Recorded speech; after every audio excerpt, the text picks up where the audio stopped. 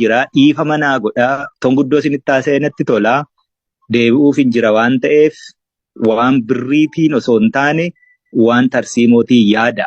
Wanti amma deemaa jiru kanaa sanaa isiniin jechuun barbaadu itiksiisaas miti waan ta'eef. Garuu chaalenjiin guddoon fuuldura keenya jira quba qabaadhaa. Kanaaf waan tarsiimoo irratti Oromoon maalitti bahuuf deemti? Akkam ta'uu qabna? Wallaalaa keenyas beekaa keenyas akkamittiin qabannee fuulduratti socho'uu dandeenya?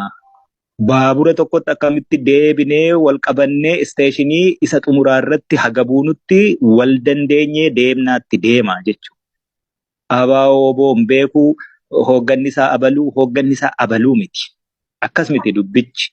Yookaan 2000 akkasii 2000 akkasii korri sabaa akkas godhee miti. We are an independent organization amma. Kan fudhachuu danda'utu isinitti jira. Dhaabni nu hoogganu kan biraa namni nu hoogganu kan biraa jiru. Dirreerraati hooggan. Dirreerraa hoogganuu nun barbaannu. Hooggansa nun barsiistanii qabsoo nun barsiistanii jedhus jira. Waggaa 50 darbe dhiiroo waraana 50 garuu qabaachuu hin dandeenye Oromoo.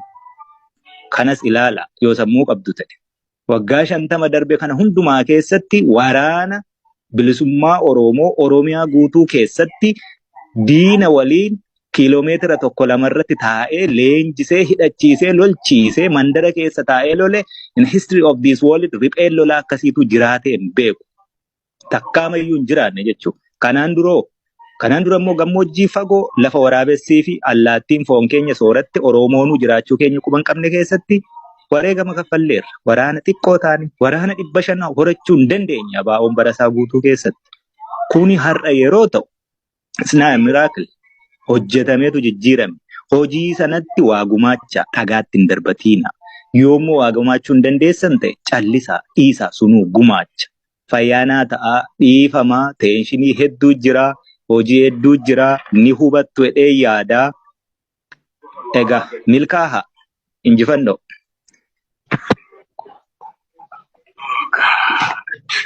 Dhugaa dubbachuuf jaalmarqoo of jiraadhu fayyaanuu ta'e bakka jirtanittis milkaa wanta dhaamte ija qabdii Oromoon gaa kanuma jabeeffatu alaamtuu keessaa gabba'ee waan kana nu dubbisee isa ta'an immoo yoo har'a dandeenye yoo har'a hin dandeenye immoo jaalattanis yeroo biraa geessu yaalla. Ammaaf gara waan sanatti deebi'aa jiru amma akkuma jiru dhimma keenyatti haafufnu obsumaanis immoo eeggannu isiniin jenna. Kanuma jira itti nuufuu fi Zalaalam gumaacha keenyatti fufnaa dhugaa dubbachuudhaaf ga'a. Kanaaf waan jedhu qabu jechuu barbaade ani fayyaa ta'e jaal jireenya yoo waan atis waan jettu qabaatte jedhiiti booba akka deebitutti jiraate nu deebi'u yookaan nu faana ture.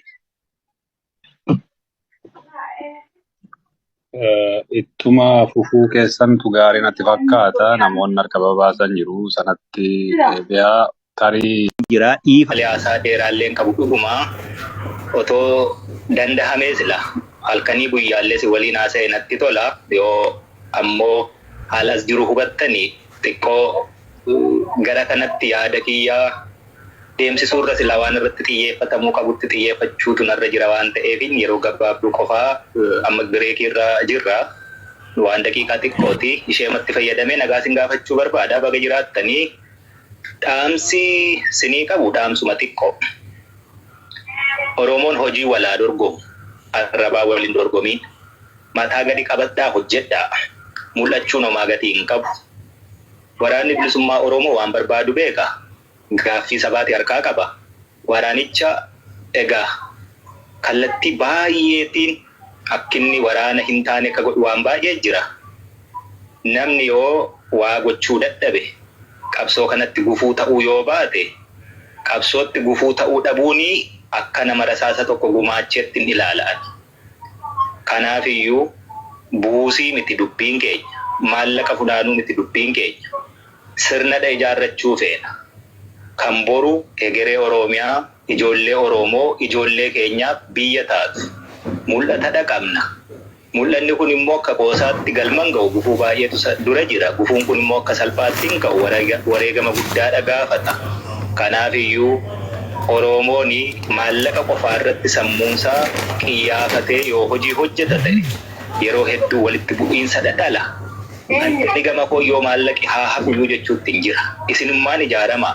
Looyerraa ijaaramu, ikoonomistiin haa ijaaramu, warri injiineraas haa ijaaraman, jaarsi haa ijaaramu, dargaggeessi haa ijaaramu, jaartiin haa ijaaramu, akkas jechuutti hin jira. Ijaarsa kana keessatti immoo walitti dhufee abbummaan qabaachuu fedha waraana bilisummaa Oromoo irraa. Silaa qaamaan bira jiraatee wareegama lubbuu dhangala'uu dhiigaa cabuu lafee kafaluu hin danda'u dafqee argadhu irraa immoo yoo ilmee tokkollee bittiifii ta'ee ittiin gumaacha ka jettan yoo ta'e immoo akka nun diignetti, akka nun xiqqeessinetti, akka wal nu nyaachifnetti sirnaaf tartiiba tolfanneerra sanaan nu gumaacha. Yoo sanaan gumaachuu ka hin barbaanne taatan immoo dhaaba tolfadhaa. Haa baay'atu rakkoon qabu. Sabni guddaan kuni yoo dhaaba baay'ee qabaate mormiirraa hin qabu. Maqaa oboon garuu daldalamuun qabuuni ejjennaa makoo yeroo hundumaati. Hanganaafin oduu gama diyaaspooraa kana dhiise. Ergan oduu dhiise hojiimatti hin jira. Waraanni bilisummaa Oromoos hojiimatti jira. Namni yoo walii galuu dadhabee akka walii galuu hin qabnetti walirraa fagaachuu osoo hin taane walii galuu dadhabuu keenya irratti walii gallee walii beeknee taa'uun ni danda'ama.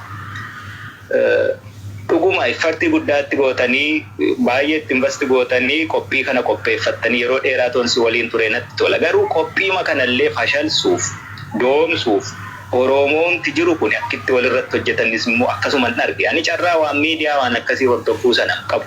Ani hojii makootti hin oola. Amma immoo ergan as dhufee daqiiqaa 2-3 ennaan laalu waan akkasii faatu deddeema. Ela yaa Oromoo maallaqni miileenaan hojjennee argineetu bu'aasaas fafasaas tempteeshinii inni qabu sundumaa argineerra. Dubbiin maallaqa miti. Dubbiin qaanii gabrummaa bara dheeraa jala jirru jalaa bahuudha. Dubbiin bara waggaa 5, 10, 20, 30, 40, 50tti Oromoo eessa gahuu qabdii tarsiimoo tokko lafa kaa'achuudha. Bilisummaa arguu dandeenya ta'a, arguu dhiisuu dandeenya ta'a. Biyyi hin darbu, sabni hin darbu, dhaloonni hin darbu. Dhaloonni hin darbu ennaan jedhutti fufiinsa qaba, walitti ejjaadha. Nuti immoo yeroo tokko ni dabarra. Leegaasii akkamii keenyetu dabarraa. Seenaa keessatti galmeen seenaa maqaa keenyaa akkam jedheetu qoraa.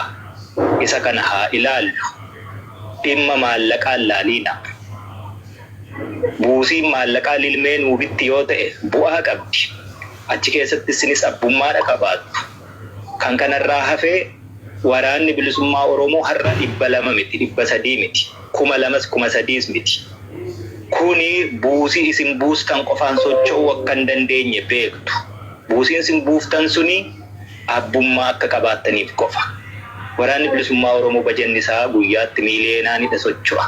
Beektu lakkoofsa isaa. Kun hundi rasaasadha dhukaasa. Hin nyaata, hin uffata, hin hidhata. Kanaaf iyyuu dubbiin maallaqa silaa otoo taate, maallaquma walitti qabachuu osoo taate, kara deemaa hundumaayyuu gabbaruun hin danda'an. Dubbiin maallaqa walitti qabachuu miti. Kanaaf tokkitti daandii kaayyanneerra. Daandii sanarra deema. Wal tokkoomsa. Daandii sana immoo dhaabbachuu barbaaddu yoo ta'e, diinuu nu dura jira rakkoon qabu. Wal hubannee ijaaramee waan biraa karaa kanarra Oromoon gaaffiin ishee galma ga'uu danda'a jettanitti amantan hojjedha. Waan baay'ee argeera. Dhaqaarraa hirmaadhaa jedhamee kan achii booddee garuu buusii immoo karaa keenya fidaa. Waraanni bilisummaa Oromoo karaa isa baasuu danda'u tolchate karaan biraa hannisummaa barbaachise. Hanna sana nurraa dhiisa of danda'a. Yoo kamaraate jiraate wal ta'a maraatuu keessan hidhadhaa Oromoo.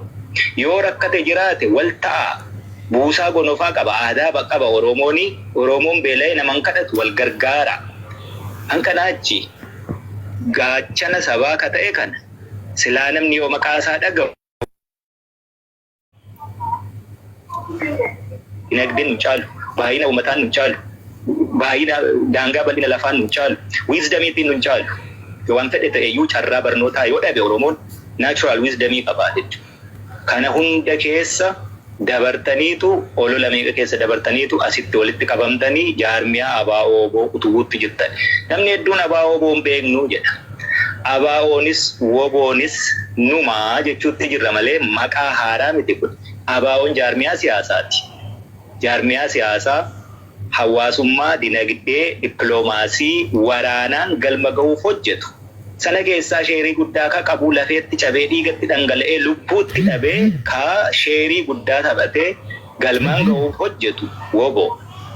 Kanaafiyyuu WBO'n kontroolii ABO irratti qabaatee ABO WBO ta'e malee wanti jijjiirame tokko iyyuu hin jiru. ABO WBO'n beeku naa hedduu WBO'n beekuu jechuudha. Waan biraa tokko iyyuu hin qabu. WBO'n beektan yoo ta'e immoo akka